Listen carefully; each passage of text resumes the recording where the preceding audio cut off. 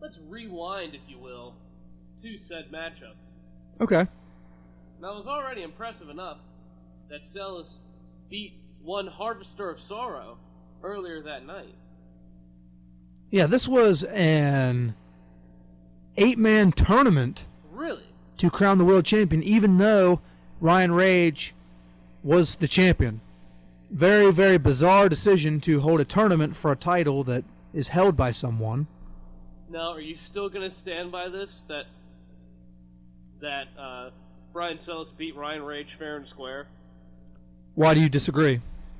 Because not only was the duffel bag boy Scottie Pippen out there, but so was one uncensored superstar named Rory Blaze, back when they were Blaze and Pitt.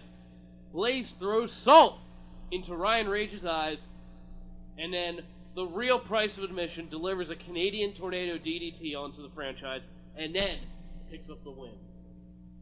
Had to get salt in the man's eyes just to beat him. You're going to stand by that? Now, answer this question for me. What type of match was that? A Colossal Cell singles match. No disqualification. Doesn't matter. Perfectly legal victory. Alright. Stand by your man. Whatever. So, you got Celis, I got Machiavelli. We'll see who's right. We'll see who's right. Hardcore singles match. It's about time. Twice Nightly versus Tommy Cardoza. Wow. Does Cardoza want to lose? He's 0-1-1 in his career. About to be 0-2-1. Yeah, I'm going to take a stab in the dark here and say that this is not a match that was signed by Tommy Cardoza, because if I were him, I wouldn't want a piece of Twice Nightly, period. What about this next match? Triple X versus Biggs. Triple X? Easily. And Triple X is there. He's gonna win. He's prepared. He's clearly better. Biggs doesn't have a chance. Not at all. And at this point, Biggs has not even arrived at the arena yet. And I don't think he will until Sunday night. So, no question that Xavier Zanders has the clear-cut advantage, because in RCW, it has nothing to do with what you do in the ring. It's what you do the week leading up to the match, where you are, what you're doing. You know, if you're getting ready. If you're just chilling at home, your legacy is there. You have no legacy. Moving on. Who booked this match? Ladder singles match. Wrong match. Triple J versus Justin St. Clair. This guy's getting demoted. Yeah, I know. Now, question. What's on top of the ladder? This is a rematch from Renegade Royale. If Triple J wins, is he the new king of the Renegades? No. No? Justin St. Clair is the king of the Renegades, if you didn't know. I'm aware. And I think he's going to prove his dominance over Jacoby James Jackson. Not a chance. Shouldn't have won the first time. Not going to win this time either. How should he not have won? He beat him fair and square. I don't know. Alright. St. Clair. Okay. I got He's fresh. He is fresh. It's going to be the one match he had, but I will say this. This is the hardest that he has to work since winning the King of the Renegades. It is. Showdown main event.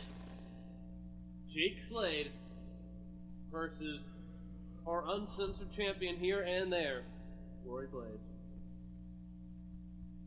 Non-title match, by the way. And there's no way this should be the main event. No. Neither guy's heart is in it. No. Jake Slade doing whatever the hell he was doing last week. Why isn't Triple X in? I think the main event should be Triple X versus Triple J, and that should be the only show in the entire. Well, are you aware that there's a little bit of dissension between Mr. Sanders and Mr. Jackson? Well, there has to be, because there's no one for them to fight if they're teamed up.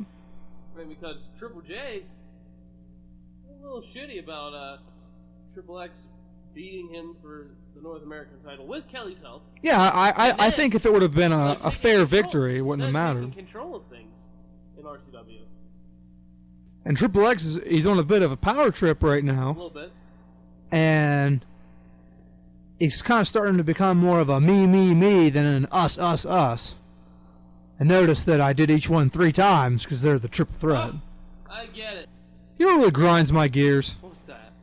People are just calling up random wrestlers trying to get them to sign with their company. RCW pays me very nicely. That they do. Especially with the meager pay of most broadcasting careers nowadays. Indeed. You have to take that into consideration too. So let's move on to the Power 15. Alright, let's go ahead and get this over with. Number 1, the Uncensored Champion, the Uncensored Superstar, Controlled Chaos. the Chosen One, Our champion here and there. the RCW World Champion, Roy Blaze. the co-owner of the Garden State Wrestling Alliance, Roy Blaze. Number 2, twice nightly. Big leap. He pinned Kelly Tomsini, something you and I would probably both like to do. Indeed. Number 3, Joseph Steele. Huge victory. Wow. Huge victory, though. Wow. Jesse the Light, and he beat the King of the Renegades, technically. That's how it goes down in the record books. It is. Number 4, Triple J. Why? Because he actually stuck it out in his match. Okay. Number 5, Triple X. Big slide. Would have had a big week, He but beat Winnie. intentionally got himself disqualified. Not intentionally. Well, it wasn't intentionally in the sense that he didn't mean to get caught. Okay. Number 6, Machiavelli Tomsini. Now, breathing down the neck of Triple X going to payback. That he is. Number 7, Biggs Tomsini. Still hasn't lost a match. I think this changes this week. But for now, Yeah. number 7. Number 8, as a unit, the price of admission. Getting into the win column, which was especially important for Brian Sellis. Number 9, the White Knight, Johnny Freshman. Wins No freshman to the ring though. wins a singles match after winning a ladder match to earn a ladder match, but he doesn't get his ladder match. Instead, he's stuck with a singles match. Poor guy. He's now number 9. Number 10, the King of the Renegades, Justin St. Clair. Pretty big slide. It's a huge slide, and I put him as number 10 in celebration of the count of 10, because for the 3rd straight week, he's had a match and a count out. It's true. Number 11, didn't think this guy would stay down for long, Genetic. Picks up a big victory after losing his Outlaw title match, showing that he can still get it done even though he doesn't have championship gold. Trying to impress that Van Short. Oh, she's sexy. I'm not really into anime. Yeah, neither am I. Number 13. Wait, I don't know why the hell I said she was sexy, because that's an ugly bitch. Keep going. Number 12, Jake Slade. Wow. He didn't show up. No, he didn't. So, I think Why should we reward him? he should. I think he'll skyrocket in the rankings. Yeah, I mean, especially in the main event. Yeah, exactly. But I don't think he deserves to. I mean, he's unreliable. That's not the money match when the guy doesn't even show up. Number 13, hot stuff, Jason Hutto. 2-0, baby. And I would hate to see what that guy's capable of If he's when not half-assing it. Yeah, exactly.